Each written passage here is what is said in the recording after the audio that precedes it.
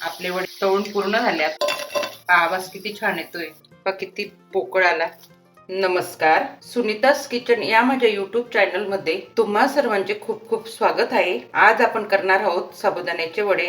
त्यासाठी घेतला मी इथे 1 वाटी साबुदाणा, 2 मीडियम आकाराचे बटाटे, भाजलेल्या शेंगदाण्याचा अर्ध वाटी कूट, कोसाचे मीठ, तिखट, जिरे, कापलेली मिरची व हिरवी कोथिंबीर. तुम्हाला जिरं व कोथिंबीर टाकायची नसली तर ते तुम्ही स्किप करू शकतात.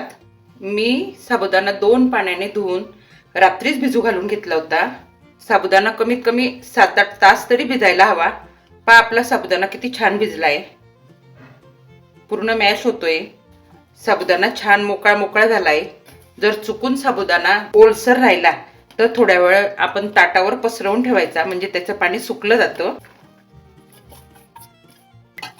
मी इथे 2 बटाटे सकाळीच उकडून ठेवले व ते थंडे करून घेतले. आता आपण ते या जाड किसणीने किसून घेऊ, म्हणजे बटाट्याचे असे गोळे राहणार नाही, काही राहणार नाही. तुम्ही हाताने चुरले तरी चालतील. पहा किती छान किस पडला, म्हणजे अशाने बटाटे छान मॅश होऊन जातात. आता आपण एक 4-5 मिनिटासाठी साबुदाणा आणि बटाटे छान एकजीव करून घेऊ. 4-5 मिनिटं तरी चोळून व्हायला हवे ते, तेव्हा साबुदाणा वडा फुटत सुद्धा नाही. मी जवळजवळ 4-5 मिनिटं चोळून घेतले साबुदाणा आणि बटाटा. तर त्यात आपण साहित्य घालून घेऊ. इथे मी सेंदे मीठ वापरते, चवीप्रमाणे मीठ, कापलेली मिरची, अर्धा चमचा जिरे. आपण मिरची घातली पण कलरसाठी थोडी चटणी घालून घेऊ. कोथिंबीर, अर्धी वाटी शेंगदाण्याचा कूट. शेंगदाण्याचा कूट थोडा जाडसरच करून घ्यायचा. आता आपण पुन्हा हे एकजीव करून घेऊ.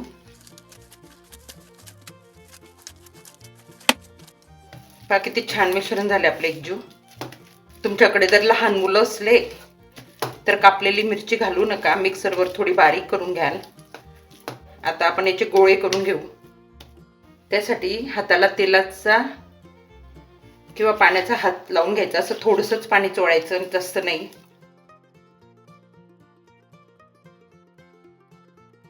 असा वडा चिपटा करून घ्यायचा, म्हणजे मध्ये कच्चा सुद्धा राहत नाही. पहा मी करून घेतला.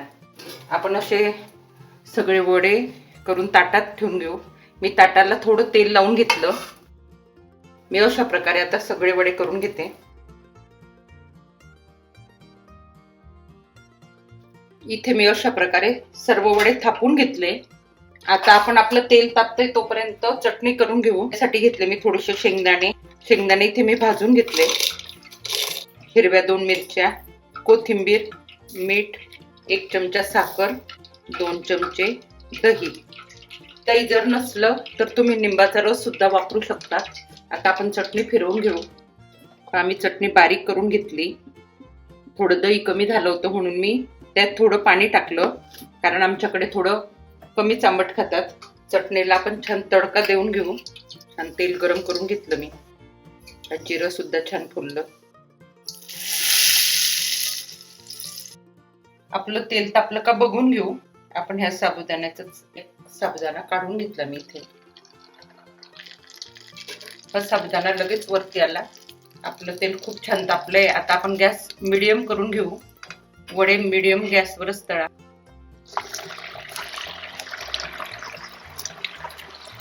वडे 1-2 मिनिटासाठी असेच राहू द्या, त्यांना हलवू नका, नाही तर ते फाटण्याची शक्यता असते. आपला झारा लागला तर.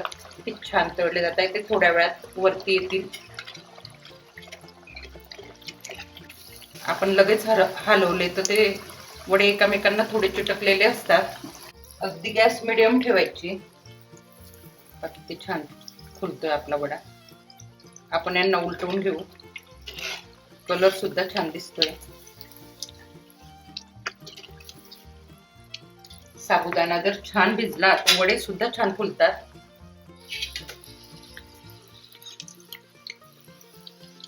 किती छान वडा फुलतोय आपला. आपण पुन्हा उलटवून घेऊ.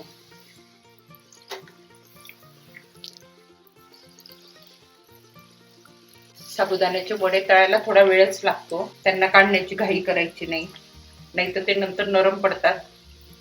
आता आपले वडे कसे वरती तरंगायला लागले.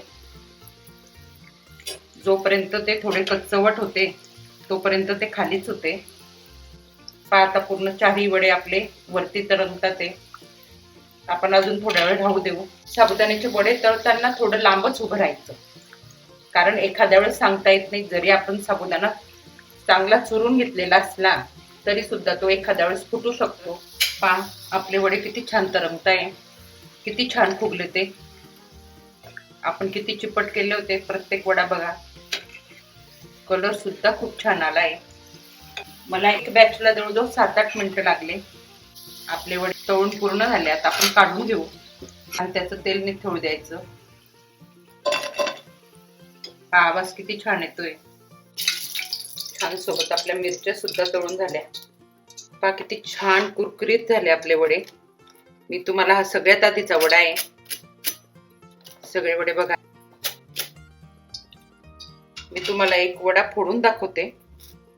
पहा किती पोकळ आला.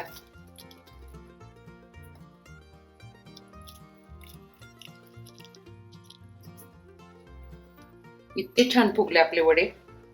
यात जवळजवळ माझे 12 वडे झाले. एका वाटीमध्ये जवळजवळ 250 ग्रॅम असेल माझा साबुदाणा. तयार झाले आपले कमी साहित्यात कमी वेळेत साबुदाणा वडे. तुम्ही नक्की करून बघा व व्हिडिओ आवडल्यास लाईक करा, शेअर करा, सबस्क्राईब करा.